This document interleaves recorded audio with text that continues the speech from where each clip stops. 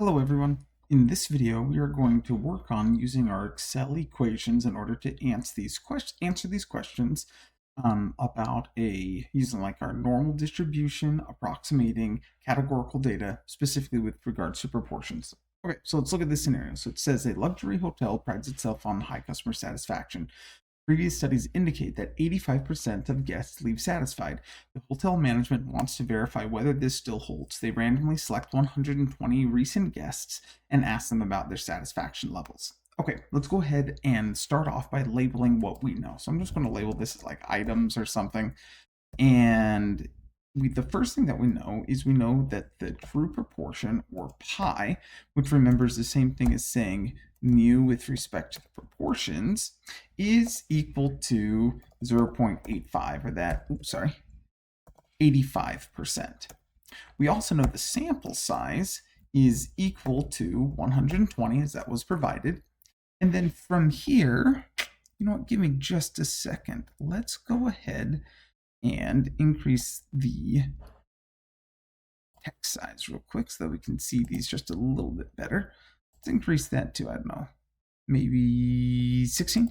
Yeah, we'll do 16. There we go, a little easier to see.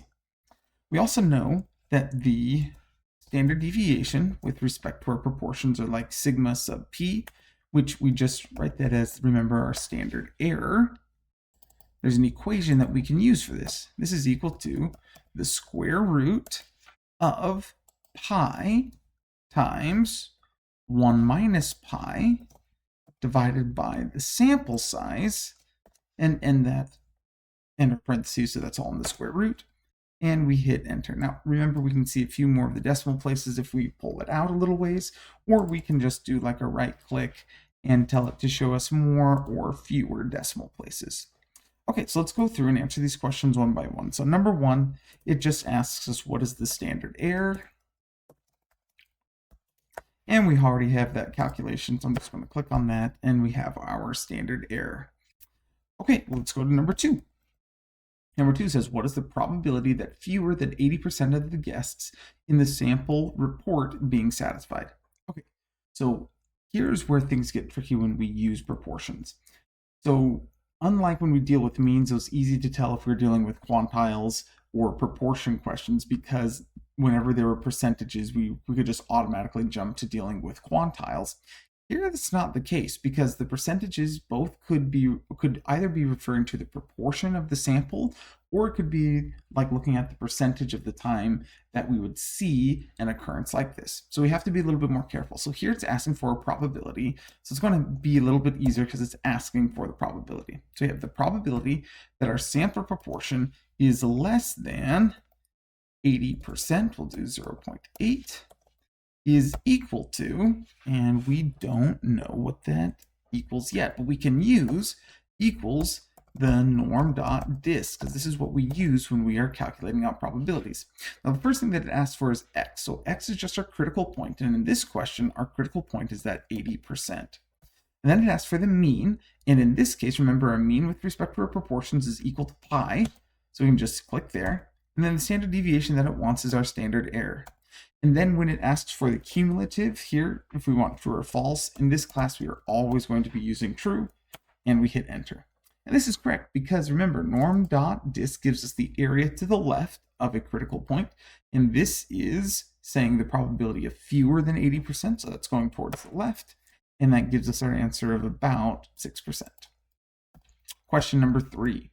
What are the upper and lower limits for the middle 50% of guest satisfaction for a sample of 120 guests? So here what we are asking for is like this probability statement.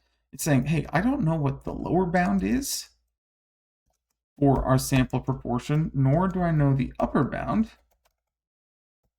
but I do know that that probability is going to be equal to the middle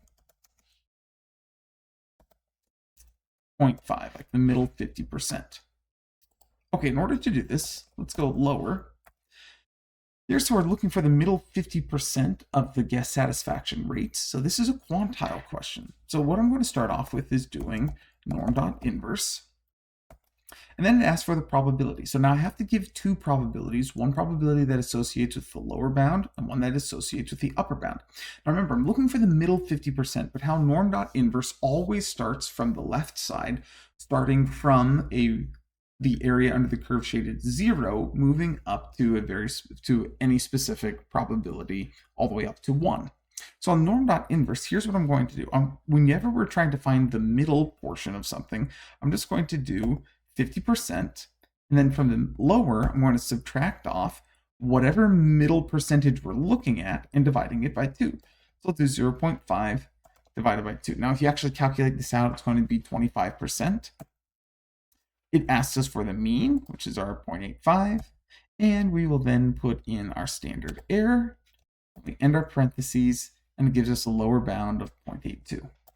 And we can do the same thing for the upper bound, except this one, we're going to do norm.inverse. And for our probability here, we're going to go from our halfway point, and now we're going to add the middle proportion, or the middle proportion that we're interested in, and divide that by 2 for the upper end. So same thing as before, just we're going to add on that like half of the middle percent from the middle. And then we click on our mean as 0.85 and our standard error, and that gives us our upper bound. Okay, number 4. It says find the probability that the sample proportion of guests falls between 82 and 88%. So we can write that one down too, not too bad. So we're going to say the probability of being between two satisfaction levels. We put the lower one down below, 0.82. Oops, 0.82 is less than our sample proportion, or that our sample proportion is less than 0.82, but that it is greater than 0.88. And in order to do this one, we need to do the norm.dist. We need to find the area below the upper bound minus the area below the lower bound, and that will give us the area between. So let's go ahead and do that. It will be 0.88, comma, I didn't spell dist right, D-I-S-T. There we go. And then we'll have our mean and our standard error, and cumulative again is true. And we will subtract from that the norm.dist of 0.82, comma, give it the mean, and then give it the standard deviation, and give it true. And that will be the area between those 2 points.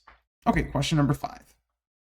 Here it says that the hotel wants to ensure that at least 110 guests in the sample report satisfaction. What is the probability that 110 or more guests are satisfied in the sample of 120? So let's start off first here with what it gave us. It said that the number satisfied, and we can say that that is equal to 110. That's our critical point that we are interested in.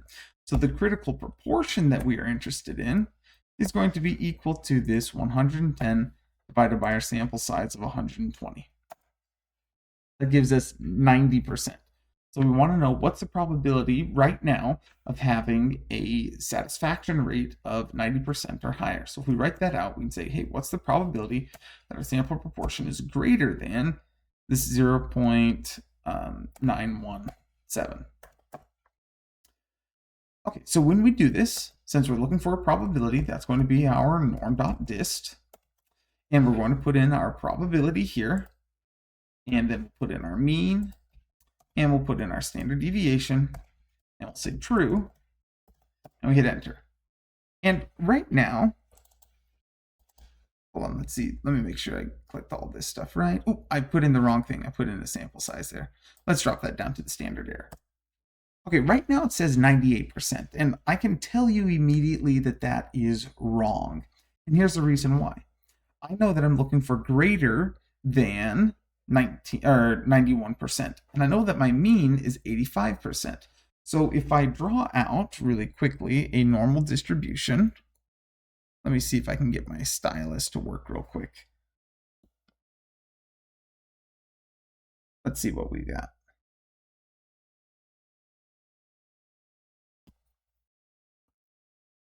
Okay, so we know we have our normal distribution. It's centered here at 0.85. And we have our standard deviation point here at 0.3, sorry, 0.03.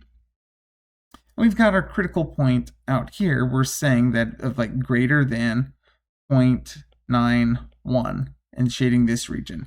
And just from looking at it, I know that it should be like really small, like maybe 5%, maybe 2%, and it is given me the 98%. Well, remember that norm.dist always gives us the area. Give me just a second. It always gives us the area to the left of a point. So with that being said, how do we fix this?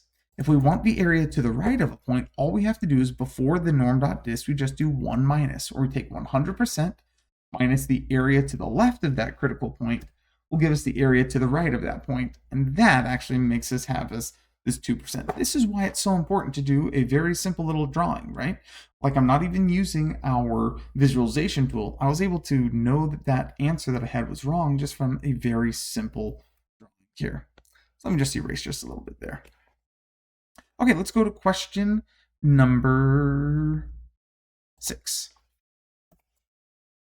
All right, so question number 6 says, if the hotel manager finds that only 75% of sampled guests report satisfaction, calculate the z-score.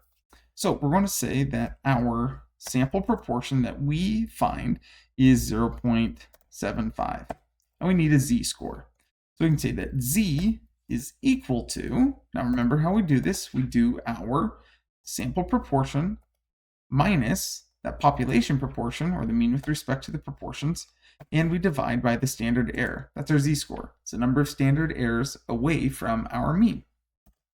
And we hit enter and we get 3, or -3. And like it asks us, like, is this a unusual result? And I would say that yes, unusual, because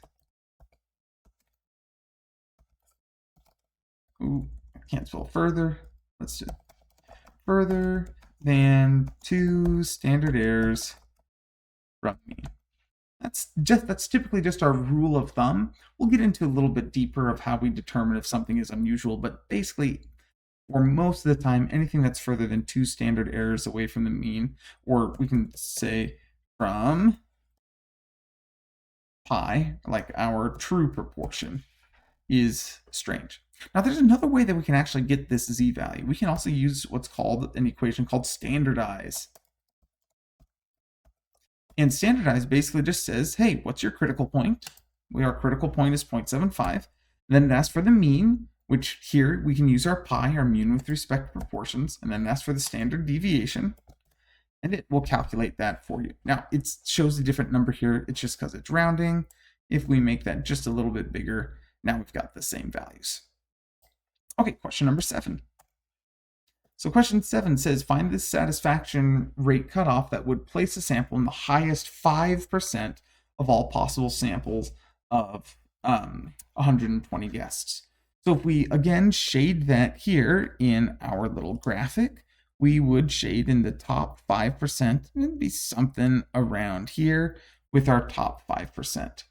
Now, we can do this using our quantiles, using norm.inverse. But if we write this out, what it's saying is we want to know the probability that our sample portion is going to be greater than some critical point, and that is going to be equal 0.05.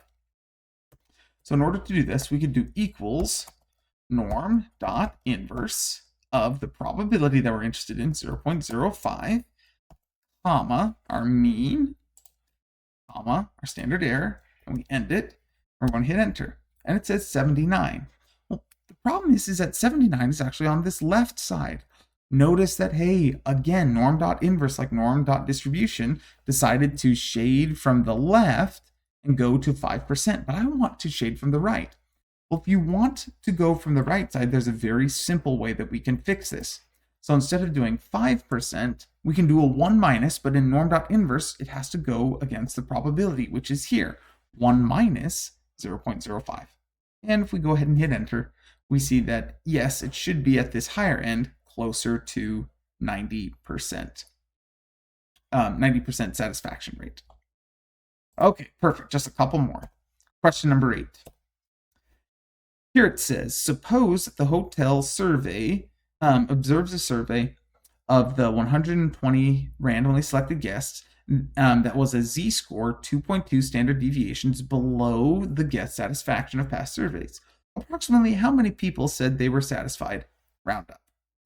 Okay, so this one is saying that, hey, we have a z-score, and it's going to be equal to negative 2.2, which is mean 2.2 standard deviations below. Okay, so if we look at our graph here, where's that going to be? Well, that's going to be approximately 1 standard deviation, 2 standard deviations. So we're looking for some critical value to the left, maybe around 79 or something, because we know that 1 standard deviation is roughly 0.03. So 2 of those is 0.06. Minus from 85 is roughly 0.79. So let's give this a shot. What we can do is we know that from our z-score equation, we can kind of back this out. So for our z equation, let me just write it out. If z equals p minus pi divided by the standard error, we can rearrange this thing and say that p is equal to z times the standard error plus pi.